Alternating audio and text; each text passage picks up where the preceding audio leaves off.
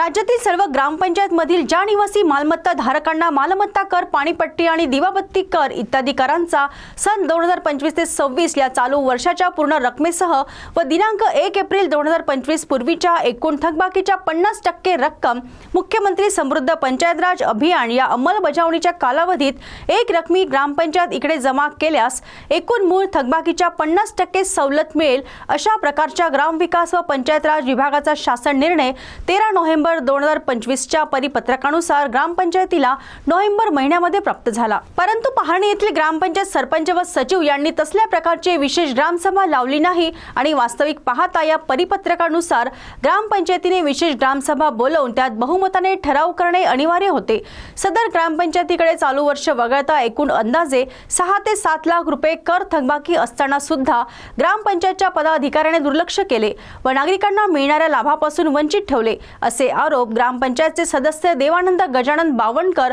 यांनी मासिक सभेत विचारणा केली असता 50% बाबत विशेष ग्रामसभा का बोलवण्यात आली नाही असे विचारले असता ग्रामसभा बोलावणे व न बोलावणे हा आमचा विशेष अधिकार असल्याचे उत्तर सरपंच आणि सचिव यांनी दिले। या निर्णयाची विशेष ग्रामसभा घेऊन अंमलबजावणी केली असती तर थकीत कर वसूल होऊन गावाचा सर्वांगीण विकास करण्याकरिता उपयोग झाला असता असे ग्रामपंचायत सदस्य देवानंद गजानन बावनकर यांचे म्हणणे आहे। परिमल मदनकर यांची रिपोर्ट।